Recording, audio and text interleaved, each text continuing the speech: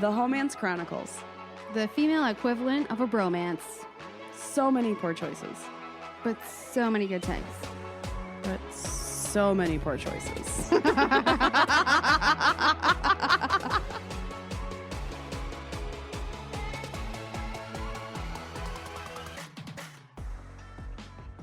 This is the Homance Chronicles. I am Sarah. This is me. And I'm Nicole. I was so close. Of having a smooth opener.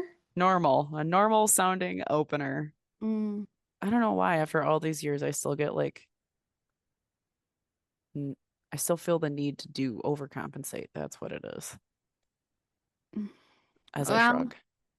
I don't know. At this point, your non-normal is the normal. So. Oh, that's fair. How about that? I like them apples. If you were doing a normal intro, then it would seem not normal. Yeah, nailed it. Check in on my mental health if I'm not normal.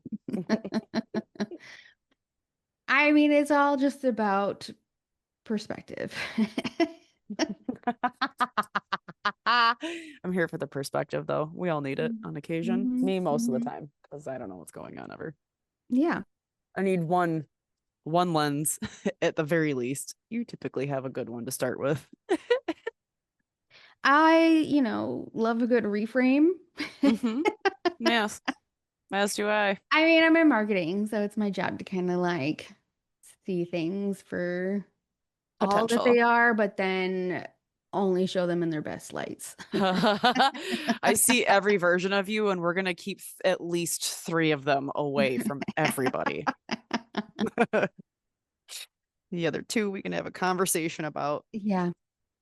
I mean, I'm not much of like a spin doctor. I'm not much of like a PR person, but identifying value and showing its uniqueness is where I can thrive. So if anybody needs that in their office, right. Nicole's available. Contact her. Yeah. So I started watching the new Dexter. Sorry, I'm really excited to tell everybody. I started watching the new Dexter. Fabulous. I love it. It's just like the old Dexter, but not. It's new. It's so beautiful. I'm so excited. Well, did you watch the one where he's a kid? Don't think I did. Not sure. Don't know if I care. No, probably not. Oh, I liked that one. Did you? Yeah. All right. It gives the backstory on like how he became the way he became and how he ended up like in his family and stuff. Like his sister is not his biological sister. Right. But she's also his wife. You get a bunch of backstory. It's like all those Star Wars movies where there's Star Wars movies. Yeah. Like all those Star Wars movies where they do like what do they call it? The prequels. Yeah. Sure. That's what that show was like a prequel. I'm so tired today. I don't know what my deal is. I can't even spit out sentences. Good thing it's your job to do the story today. Oh yeah, and I've got quite a story. Oh. But yeah, I've been watching the new Dexter, loving it. Something I put on that I was shocked that I actually was interested in. So I will full on admit, I love the actress Brittany Snow. I do not know why, but she's just one person who has stuck with me because she seems like such a nice person and you don't really see anything about her in anything. It's just her in movies. I don't know. Either way. There was a huge scandal where her husband cheated on her. Right. She did nothing wrong once again. Well, I'm saying you do see her outside of movies. She didn't cause that. That was not, I mean, she's not out here Lindsay Lohaning is my point. No. She stays quiet under the radar as much as possible, out of the limelight. She just does her job, She's been in the biz for forever. She really has. I think back to forever. when I was younger and I watched her in that prom horror movie. Can't remember the name of it anymore, but I was like, man, this is a great movie. She's a great actress. And I think that's maybe why it just, I don't know. Either my point is, Mm-hmm. she's in this new show called Hunting Wives on the flicks. Seen it? No. It's a good one. It's it's uh it's in Texas, takes place in Texas, and she's got her and her husband are from like, you know, New England area and they moved to Texas and she's got some skeletons in her closet and other people down there are absolutely batshit crazy. And it's something that I had turned on in the background, but choose to pay attention to it every chance I get. Highly recommend. Oh, nice. Yeah. Um, my dad was staying with me for, I don't know, 5 days or so. He sure was. We watched oh, Untamed, which I talked about last episode. And Mm-hmm. then we watched a docu series about a trifling dentist who screwed everybody over all of the time and somehow was this like multi-millionaire, and he'd go on these African safaris, and he What? killed his wife in African while they were on safari. What is the name of He- this one? I'm um already obsessed. The it fuck? was it was on Hulu, and I don't remember. I'll look it That's up. all I need. Hulu dentist. I'll get it from here. You know I On got this. safari.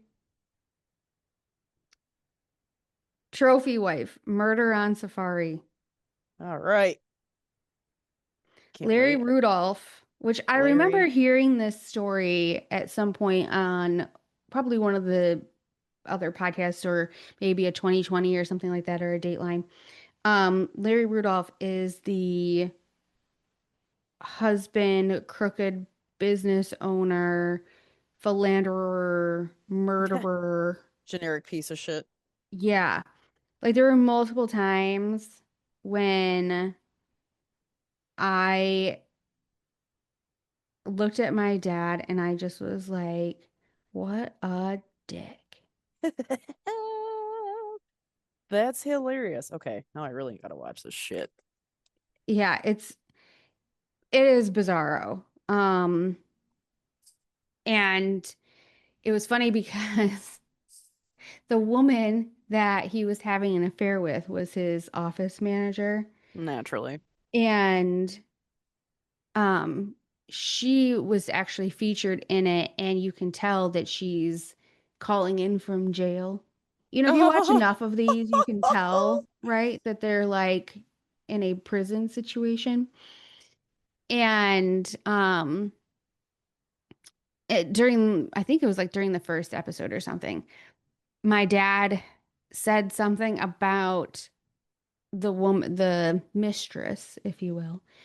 And I was like, well, Uh, we know that she was at least in on it, or something happened, because she's clearly in prison. She's calling in from behind bars.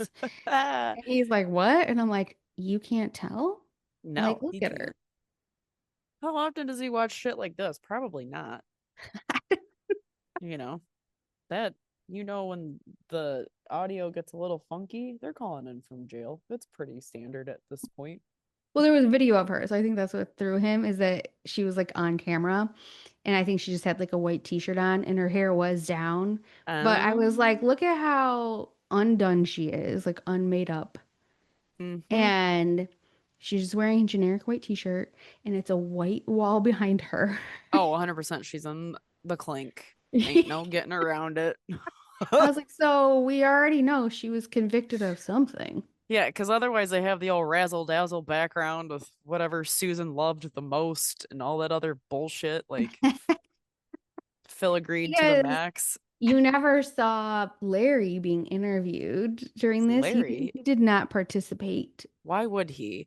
And so He's got a documentary going I on was about like, his I know, I was exact like, issues. I was like, well, so we know he went to jail because he's not participating. 100% no. He's probably still saying he's not guilty either. Piece of shit. Yeah, Ugh. 100%. Oh, And shocking. very few times am I surprised, and it's usually with Dateline, where somebody's in jail and they fooled me because they actually are wearing like a button down and they're like in the well-lit interview room, like, Yeah. but they will do that sometimes for like these higher profile, we'll call them even more like celebrity types who agree to be on camera. So every once in a while I'm tricked, but not very often. Well, now we know. In case people are wondering, trophy But wife, yes, murder on safari. murder on safari. God bless. No, Part of me. you'll get so mad. I was getting so upset. I was like, this fucking guy. I'm sure I will. I yell at the TV. Anyway, can you believe this fucking guy? And Seth is like, no, I can't. I can't believe this fucking guy. He feeds the fire. Let's be honest. He's also like, what a fucking piece of shit before I can My say dad's any. like doing the crosswords on his phone, like half Oh, paying attention. And I'm like, this fucking guy. my ADHD has been pinked, sir. What are you doing? Story of the century. Come on. It's hilarious. One more bit of housekeeping because Amy, the lady that disappeared on the cruise ship or from the cruise ship, this documentary that's out right now on the Netflix that everybody's talking about it. Yeah, I did not watch that one. I haven't watched it either, but I did see her brother's conspiracy theory on X, and I find it to be pretty intriguing. So he claims that Scientology had a part to do with her disappearance. I mean, And there's some right, sneaky motherfuckers, that's for sure. and If they want somebody to be disappeared. yeah. So, but his name is Brad Bradley. You can find him on X or you can Google it. But he tweeted, yes, his name is Brad Bradley. He tweeted his theory on how these two women who were in like the founding sales, I think it's called founding sales org, were speaking to his sister and had a curious presence the entire time. So I don't know. I haven't watched a documentary yet. I will be watching it. But now with that conspiracy theory in my head, I'm like, huh, all right. Because it came from him. And he says that the feds and documentary people and everybody just kind of like dismiss him. But he's got some fairly valid points in the tweet. So I don't know. That he could fit into 180 characters or Oh, there's multiple. It's oh, okay. yeah, 100% a series or a A, chain or whatever the a fuck. tweet string. I don't tweet or whatever. X, do we exit? What do we call it? I don't fucking care. It doesn't matter. The point is, it's out there. Go look. Thanks. Interesting. Interesting. All Yeah, right. there was these other ones. There's this thing on Netflix called Trainwreck. Oh, love them. Love that series. Well, each episode is about an hour and it's a different story for each one. So it's like Trainwreck, uh, colon, whatever the thing is. Poop Cruise. Yeah, the poop cruise was unbelievable. Although I remember that one from the name. So we watched the one on the big like house party. Oh, the one in And Australia for real, for real. no, it was in the Netherlands. Oh, same vibe, different location. Got it. Um, and again, with that one, I was like, what a dick. I was like, man, these kids were like perpetuating a problem and now they're being interviewed as adults and I don't feel like they showed any remorse. I mean, probably not. It was bizarro. I mean, again, probably not. Because why would you, if you're not sitting in jail, why would you feel bad as an older person? Oh, yeah, Well, too you bad. should. The amount of damage and destruction that was done. I don't know. I feel like they just don't carry the past with them sometimes in other countries. Really? They're different humans? No, I'm making a joke. I don't know. So we watched a lot of like uh true stories, and then we watched Drop, which is a movie that's out on Peacock, and it's about a woman who goes on a date for the first time in forever, yada yada. And there's someone airdropping her to her phone threats Yeah. and instructions. Immediately went to Operation Dumbo Drop. So was ill prepared for that synopsis.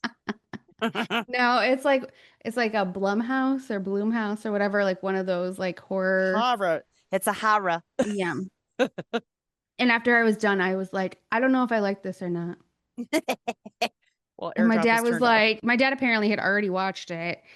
He had forgotten that he had seen it already, but he was like, I liked it. And I'm like, I am very unsure. I can't Ah, decide. I don't know if I like that or not. I feel like your dad may not be close enough to the story, the person, the tech, all of it to really have an opinion Well, that deep.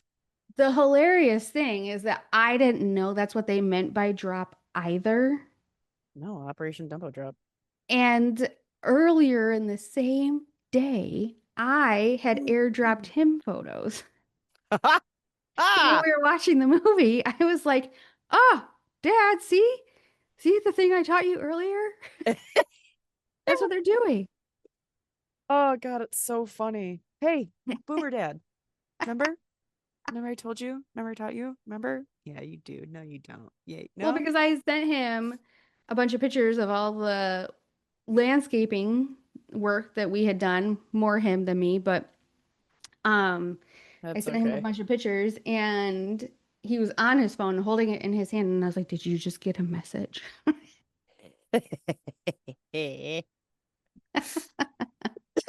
So I had to He explain how deserves that it. worked. He deserves all of this time.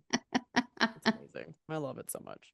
Oh So my anyway, goodness. I'll let you get into your Hoe of History now. That's okay. We can get into her or Get learn into about her. her. I'm not going to get into anybody. Okay. So, without further ado, our hoe of history was maybe a hoe, maybe not. She's definitely historic.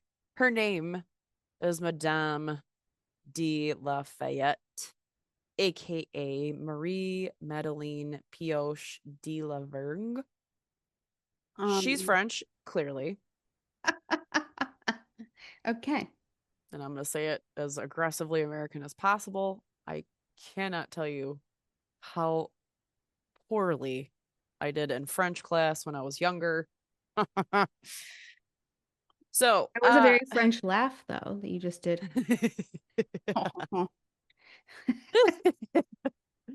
Who laughed like that? The candlestick in Beauty and the Beast?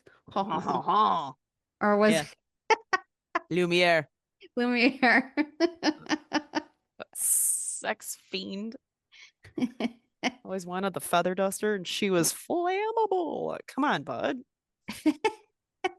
Anyway, okay, so Crazy that your she, brain remembered that, but all right. it's sickening. Do you know how many times I've seen that fucking movie? I could recite every goddamn scene at all the Disney movies. Let's be Oh, honest. oh, Sucked I in. didn't. I didn't remember that he was into the feather duster. It's Loved her. been a long time since I've seen that movie, but then as soon as you mentioned it, I was like, "Oh yeah." But then I was like, "But we can't remember the names of things we've watched." No, no. That was when I was healthy. My retention rates were way higher back then because I was healthy. I'm just going to say that. Anyway, so I'm going to call her De Lafayette from this point forward. She was born into a family that had connections in 1634. So this is an older story. She was born to a man called Mark Pioche. She was the first daughter. She had two more sisters after her. He was the esquire to the King Sieur de Lavange and a tutor to the cardinal's nephew at the time. Her mom was called Isabella Pena. I don't know why. Pioche, maybe? as well. And she was the daughter of the king's physician. So there's all sorts of intermingling already with her family. She's not born out of poverty. She's born in essentially the royal court's hands.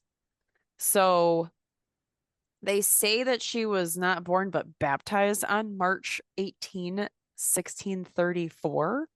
So does that mean she was already alive during that baptism? Unsure. I'm assuming no, or she was How do you born and then baptize? baptized. Oh, I'm like, how do you baptize somebody that's not born?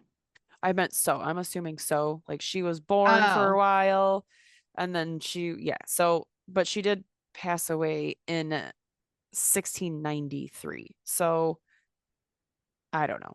Anyway, she was born into what they called minor French nobility.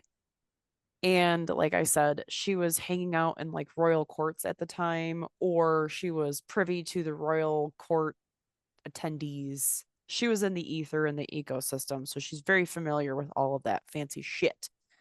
And this was during the King Louis VIII era. Nicole did a few stories that he impacted, and so we're familiar. So some of the same names will probably crop up potentially. At 16, she was appointed the maid of honor to Queen Anne of Austria, aka the Queen of France. So we do know about her. Nicole's talked about her in the past.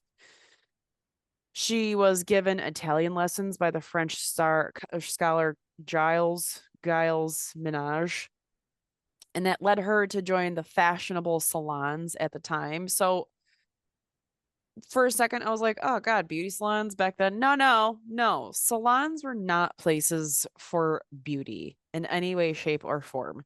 They were gatherings of like minded individuals who were hoping to either, and I quote, please or educate. Interpret that how you choose. So, this unfortunately was just a year when she was 16. By the time she was 16, her father had already passed, and her mother was remarrying at the time, and his name was Renaud so and so whatever, but he was the uncle of her lifelong intimate partner, Madame Sauvage. I don't know. Either way, I find it curious. her partner was another woman. Yes, I find it very curious that there's mention of her in some fast fashion that she was involved in her intimate life, but I could not find any more about that to save my life. So, I'm assuming though, because they still have record of all of the different letters that her intimate partner wrote to her own daughter, I'm assuming there were letters found to and from these two as well. I'm just making that assumption. Okay. By February 15 of 1655, she was probably in her 20s ish, according to her baptism date, if she was in fact born and baptized all at once. Um, she married a man who was a French nobleman, and that's pretty cool. He was just a few 18 years older than she was though, and he was also um a widower. He ended up they ended up having two children together, and he owned properties in the south of France and in the other parts of France. She would attend, of course, those estates with him, but eventually she'd always end up back in Paris. And that is where she started to mix with court society and ended up forming her own successful salon. Okay. Um, so interesting because she, where did I put it? All right. Anyway, so she was connected to a litany of people that were famous in some fashion in society at that stage. So Louise de Lafayette, or de Lafayette, who was Louis VIII's cherished mistress, he called her his favorite, which in that time meant that she was responsible for essentially being there to fuck him and help him make political decisions. Very We talked curious. about this Yes, pillow talk. at length. Uh yeah. Yes. The pillow talk effect. Mm-hmm. Which Yes. I feel like still happens to this. 100%. It Yes. maybe was a little bit more in your Discreet. face back then Oh, yeah. and maybe more discreet now, but back then it was common that kings would be like, these are my 700 mistresses, and this is the headmistress, and she gets to like stay in my room or sleep in the room next to me or have influence or, Yep. it just was all very Well, I mean, commonplace and out there. and I find it too to be curious, but looking back now, I think I have finally more insights and can formulate that people that were in arranged marriages clearly didn't love each other. It was business. So for them to have mistresses on the side was so commonplace because it's like they still wanted to actually like the person. Fuck them. Either way, it's weird. So she was also friends with King Louis's youngest daughter, Henrietta of England, and Henrietta had asked her at one point to write her biography, like Henrietta's biography. Don't know if she ever did. She had a French Catholic theologian. How do you say that? Theologian. He was like the top, Antoine Arnauld, and leading French writers, Segras and Hewitt, in her camp as well. So she was like kind of like rubbing elbows with all these people. And then during the Fronde, when King Louis's entire family, all the princes before him and are after him, were fighting him, she and Cardinal de Retz were friends. So her salon was clearly for education purposes and certainly not for pleasure purposes. So that's cool. Yeah. I mean, it sounds like there's a bunch of academic types. Yeah, 1,000%. Totally everybody and anybody who had an opinion on modern situations from all different lenses were in attendance. Um, So I guess their type of foreplay was conversation. Conversation. who knows? Who fucking knows? But it's so crazy to think, like, she was born into this society and then she's like, I'm just gonna create um, like a cafe. Pretty much. We're gonna have a cafe. And then we're gonna have open mic night. Like essentially that's what she did. Just back then times. Just in the 1600s, that's all. Yeah, it's cool. Hmm. By 1659, she has permanently settled into Paris and starts writing like a lot. So much so that she starts publishing stuff. But because it's the 1600s, it's never published with her name. Where is her husband, you might ask? Dunno. As soon as her two sons were birthed, he flat out disappeared. Most think he actually died in Oh, 1660. No because she record. killed him? Don't know. Don't know. Don't know. Remember, he was 18 years older than her. So she's in her Oh. 20s. Life Oh, expectancy isn't that yeah. long. Yeah. Yeah. And just, danger in general was pretty rampant out there in those Hmm. streets at that time. Diseases and such. Hmm. Those things. And it wasn't his first marriage either. Who knows what kind of a human he was? There's nothing about him in this conversation, as far as I could tell. Hmm. Oh. So her first publication was around 16, I'm sorry, it was in 1622, and it was called Montpenser? Montpenser? And so from that point forward, she was rubbing elbows with the literary elite. Like she published something, people respected her for it. Um, the second notable publishing came in 1669. So I guess maybe that should have been 62, not 22.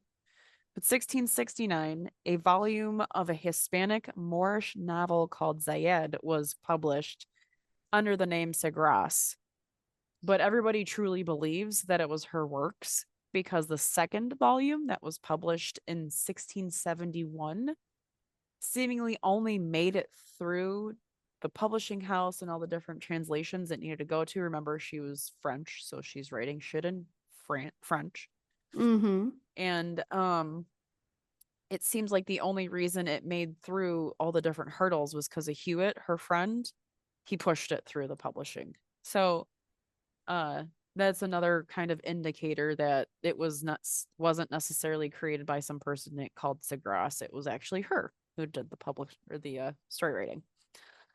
Um, why are we talking about her? So in March 1678, the publication of the novel called La Princesse de Clèves was published anonymously and had insane, incredible success.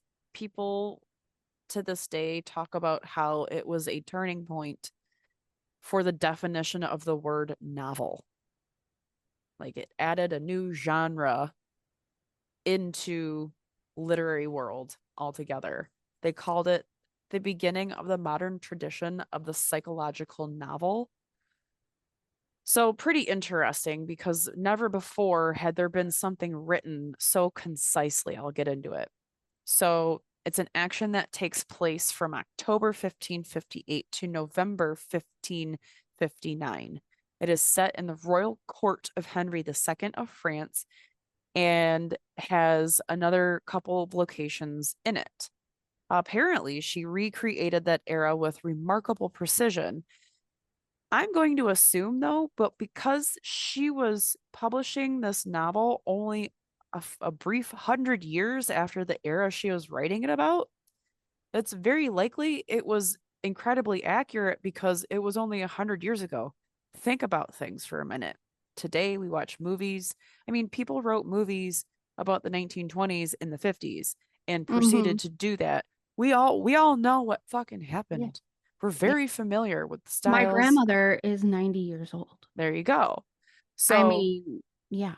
it's very plausible that this woman had tons of reference points to this era. So yeah, it's gonna be as close to fucking Especially possible if she's sitting around with a bunch of academics. in the royal court. Duh. Everybody's completely gobsmacked by this. I'm like, but it's just like us saying something that it's not that fucking anyway. Moving on. So apparently every character in the novel, with the exception of the heroine herself, is a figure from history. And all of the events that take place in the story are actually historically accurate to the real happenings from that era. So the novel is now typically regarded as one of the first examples of Western historical fiction, but like European Western, not obviously us. So I will read the synopsis from the wiki so that people can understand what we're talking about. So Mademoiselle Deschartres is a sheltered heiress, 16 years old, whose mother had brought her to court of Henry II to seek a husband with good financial and social prospects. When old jealousies against the kinsman spark intrigues against the young lady, the best marriage prospects withdraw. The young woman follows her mother's recommendation and accepts the overtures of a mitting suitor, the Prince de Clèves. After the wedding, she meets the dashing Duke de Mars. The two fall in love, yet nothing to pursue their affections, limiting their contract to an occasional visit in the now Princess of Clèves salon. You can see why people were like, oh, this could be her story. Yeah. Lots of parallels. Uh-huh. The Duke becomes enmeshed in a scandal at court that leads the princess to believe he had been unfaithful in his affections. A letter from the spurred mistress to her paramour is discovered in the dressing room at one of the estates, but this letter was actually written to the princess's uncle, who has also become entangled in a relationship with the queen. He begs the Duke to claim ownership of the letter, which ends up in the princess's possession. The Duke has to produce documents from the Vidame to convince the princess that his heart has been true. Eventually, the prince discerns that his wife is in love with another man. She confesses as much. He relentlessly quizzes her, indeed tricks her, until she reveals the man's identity. After he sends a servant to spy on the Duke, then the prince believes that his wife is both physically and emotionally unfaithful with. He becomes ill and dies, neither of his illness or of a broken heart. On his deathbed, he blames the Duke for his suffering and begs the princess not to marry him. Now free to pursue her passions, the princess is torn between her duty and her love. The Duke pursues her more openly, but she rejects him, choosing instead to enter a convent for a part of a year. That was really choppy because those are words I don't use all the time ever. But I'm like, sign me up. Sounds like a reality TV show. Ever seen the movie or the show Cheaters? It's like a, really elaborate version of that. So now that we know what it's kind of all about, there's a couple reasons why this thing caused society to just kind of like go crazy. First, it was so successful that readers outside of Paris proper had to wait months to get a copy. It also sparked several debates in society. Should she have told her husband? Should she not have? Also, people were debating who wrote it. I'm imagining that because it was so accurate, people thought it was a real, true life tale. Um, it was a turning point in the novel world, not only because of the way it was written in terms of it was the story that it was written of, it was the way it was written as well. So traditionally during that time, novels were um complicated stories that used to have multiple volumes to tell the story. So this was a singular volumed novel, and it included a highly realistic plot with introspective language, meaning she spoke to herself, asked herself a lot of questions, which is something that hadn't happened before. So, like, the heroine was speaking to herself narration wise, that had never happened. And it didn't really focus on any of the other characters' subplots. She truly only used those characters as needed for the bigger plot itself. Something again that hadn't been done in the past. Um like I said, novels were multiple volumes, sometimes reaching up to 12, and each volume could have hundreds of pages associated. So it was like each volume had several chapters within. Um, and then historically speaking, any of these stories that were written and published were historically tall tales of like romance, heroism, dragons, fantasy, overcoming odds to find soulmates and marriages made of dreams, all with a litany of subplots of who was involved, their whole backstory, et cetera, et cetera. And I'm imagining like these were pretty like convoluted, maybe even like boring for us nowadays, but it worked back then because people Oh, were I was bored as thinking Game of fuck. Thrones. Yeah. Yeah, but like people were bored as fuck back then, so of course anything to dive into their world that wasn't theirs. So Mm-hmm.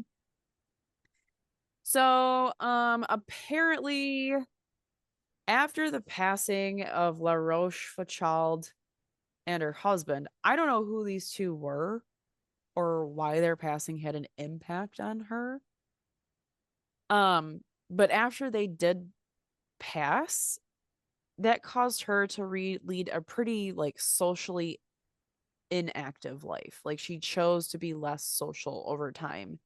And assuming that she went crazy writing, because there are actually three publications after her passing in 17, 18, 20, and 31. Curious. I don't know the story behind those either. However, I by mean, 19, one of the people that passed was a woman, though. I think yes, So maybe it was a lover. maybe. However, she passed away in 1693. So for those to be so published so far after is Mm. I'm wondering, right? She was the ripe age of 59. pretty good for that time. Yeah. Yeah.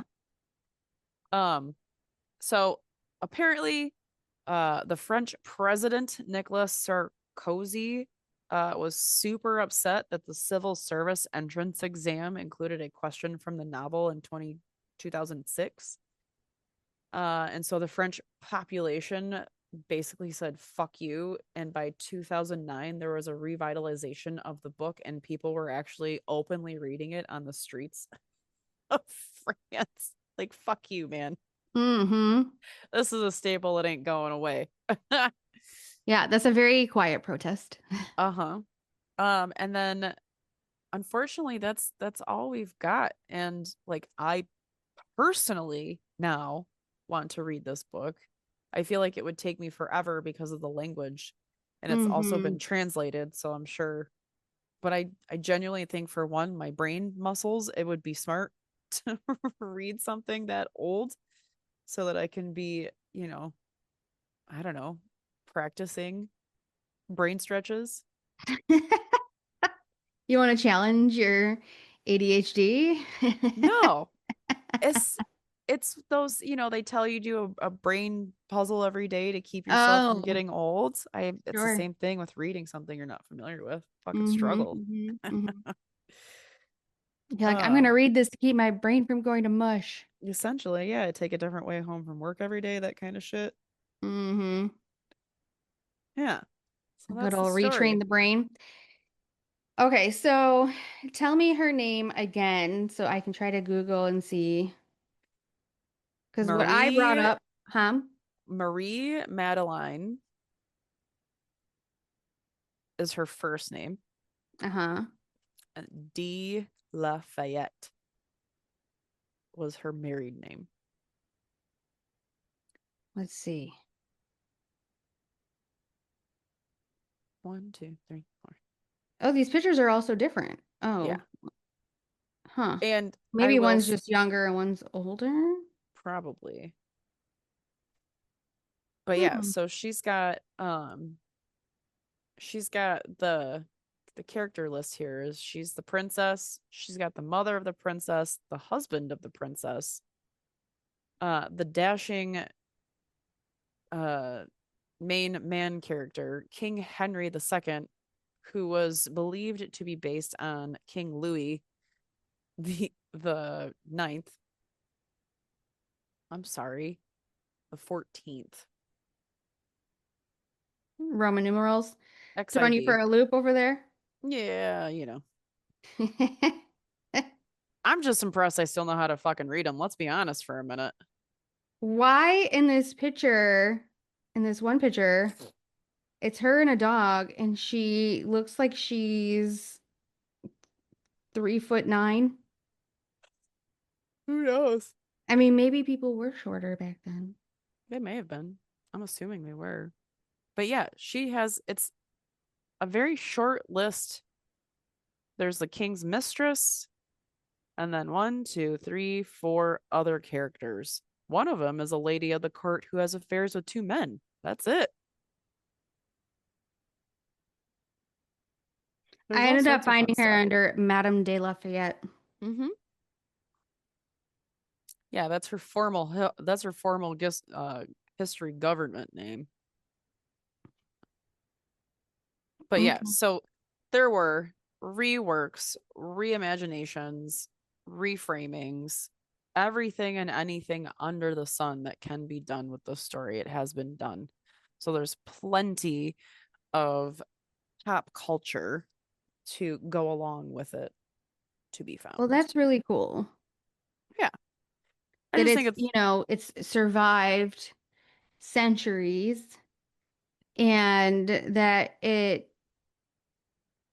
caused such a stir as an anonymous author because then she could just watch from like the sidelines of all of these people right. Makes me so questioning, happy. wondering what's going on. Like she didn't even use a pen name.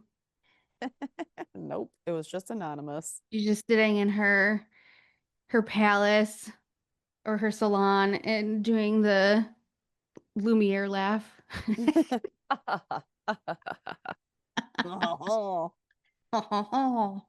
I mean, like, At one point, somebody brought up the fact that the word yes in French is oui.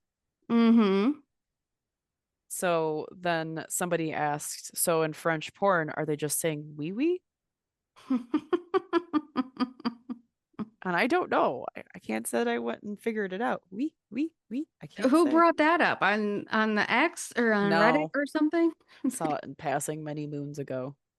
Oh, I thought you meant like while you were doing research for this. No, that would have been funny though. We did not go that deep into anything. Oh, goodness gracious. But Well, yeah, thank you.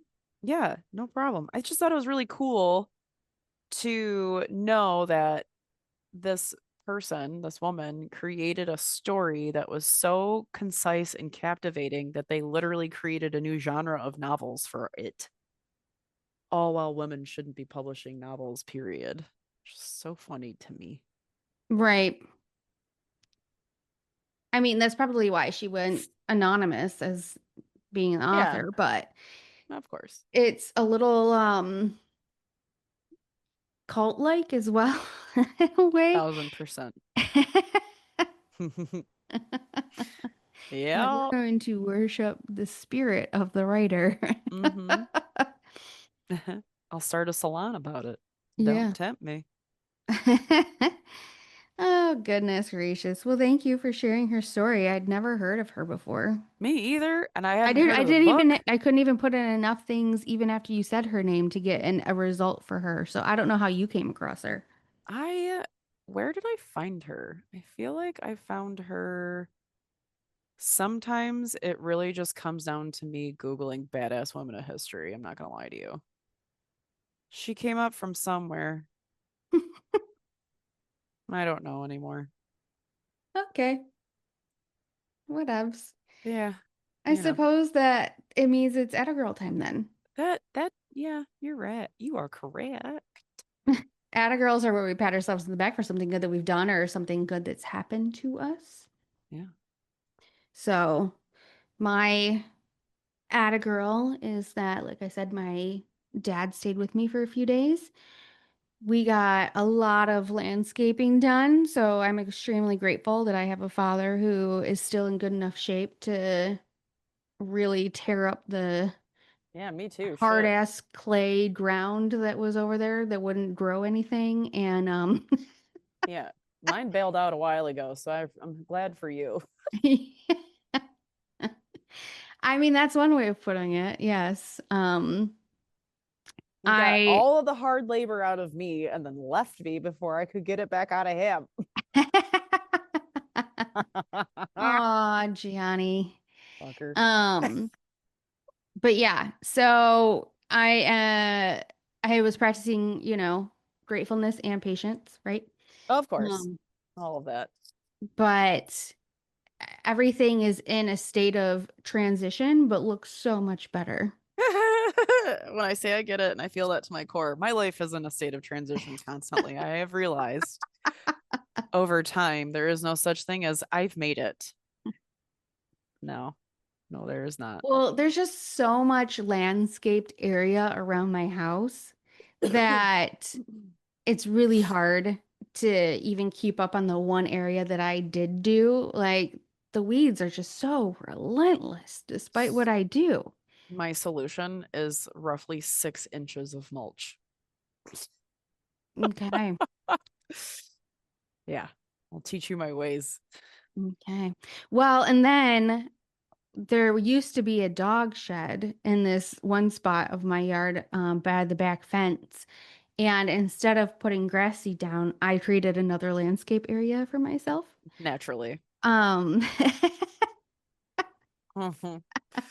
it looks a lot better. I'm sure. Um, however, I did a lot of that myself. So I had to dig up all this like rock hard dirt and stuff, put in these hostas that were transplanted from a different side of the house, and I had 2 bags of brown mulch, 1 bag of black mulch, and we just used them all.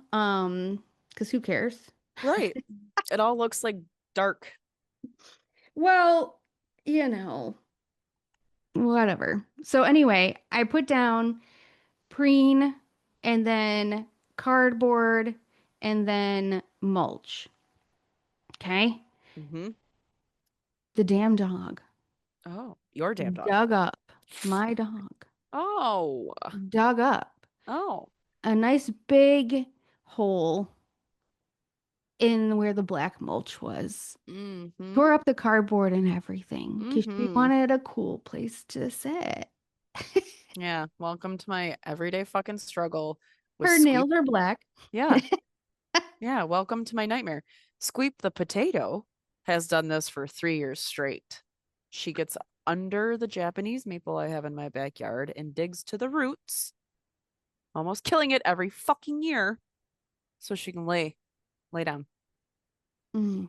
Yeah. Feel your pain. Come in mud, covered in mud. Covered Mhm. in mud. Yeah, I don't even know how much of the dirt and mulch she actually like ate because she was very gassy too Yeah. afterward. That's I a lot was of hard like, work. oh Lord. Yeah, it's a lot of hard work. All that air. You tore up my beautifully new landscaped area, and now you're laying in bed farting next to me. Mm-hmm. Anybody's thinking about getting an animal, Gratefulness and patience. gratefulness and patience. If anybody's ever considering getting an animal, just know these are the things that can and will take place. Not if or could. Can and will. Gratefulness and patience. Yeah. That Again, was why the why I theme. choose cats, because at the very least, whatever they're getting into is contained in the home. So my attic girl ended up being turning into a complaint, but No, at the core of it, no. I mean well. I'm just glad that you had new landscaping for your dog to tear up, because that house wasn't cute. Mm. That little shed back there was not cute. Nope, it's gone.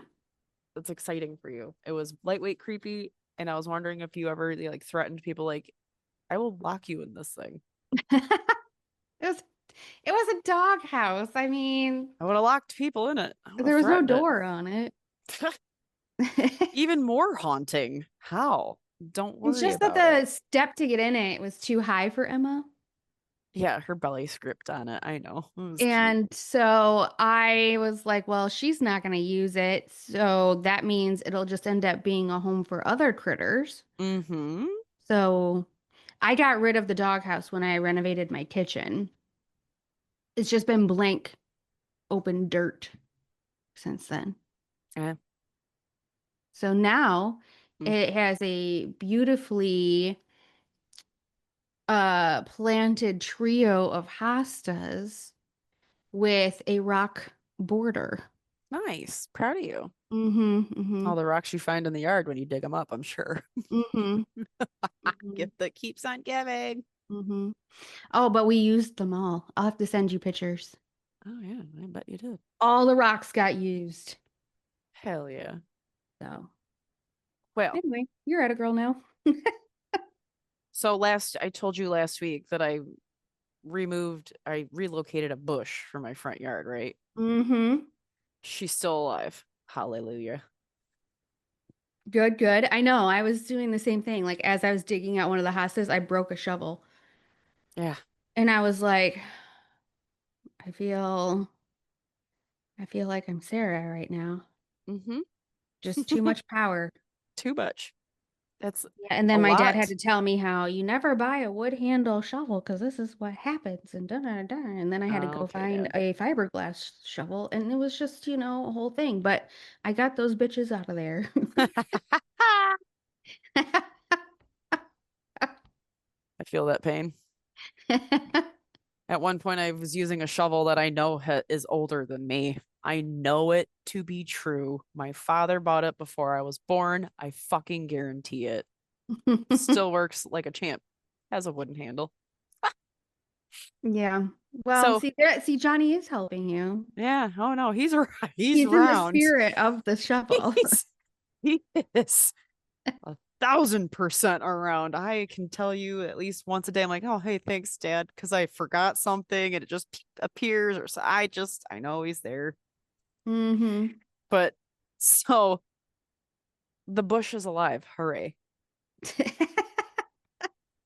A colleague of mine recently moved back home and she had offered up a like a cute little bookshelf. And I was like, "Oh, I'll take it. Like I could take it. I could use it, in the basement for my ceramics." But then I was thinking to myself, like, it's way too cute. So I ended up integrating it into my office space upstairs. And oh my gosh, am I thrilled. More stuff has come up off the ground and it now has a home to go to. It's the best move I've ever made. Okay, The good. slow burn in that room. Yeah. Good. Slowly. But then I also like purged a bunch of stuff, Mm-hmm. found a bunch of stuff I just didn't need to have, was hanging on to it, shredded the fuck out of a bunch of things. And I did all this before 9:45 in the morning on Sunday.